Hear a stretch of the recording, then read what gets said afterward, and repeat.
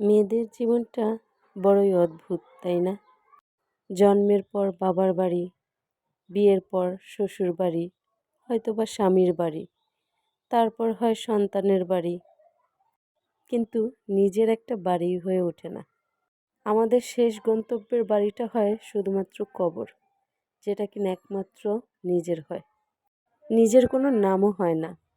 অমুকের মেয়ে, অমুকের ছেলের বউ, অমুকের বউ, অমুকের মা।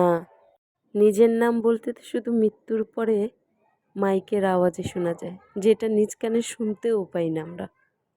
সবার কথা শুনতে শুনতে নিজেরও যে কিছু কথা থাকে দিনবেলা শেষে, সেই কথাটাই বলা হয়ে ওঠে না। বিয়ের আগে বাবা মার সম্মান, ভাইয়ের সম্মান, বিয়ের পরে শ্বশুরবাড়ি, স্বামীর সম্মান, তারপর শুরু হয় সন্তানের, তারপর ছেলে বউর, মেয়ের শ্বশুরবাড়ির, সবার চিন্তা করতে করতে না জীবনটা একদম ফুরিয়ে আসে। নদীর এপার কহে ছাড়িয়া নিঃশ্বাস, ওপারেই সর্বসুখ আমার বিশ্বাস। সত্যি, দূর থেকে মানুষের জীবনটাকে যত সুন্দর মনে হয়, বাস্তব জীবনে ততটাই কঠিন।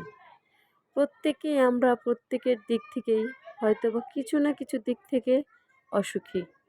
কেউ প্রকাশ্যে বলে, কেউ বা গোপনে।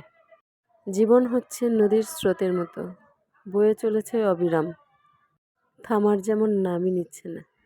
তবে আমরা মেয়েরা খুব অভিনয় জানি, কারণ বুকে শত চাপা কষ্ট নিয়েও আমরা মুখে একরাশ হাসি দিতে পারি।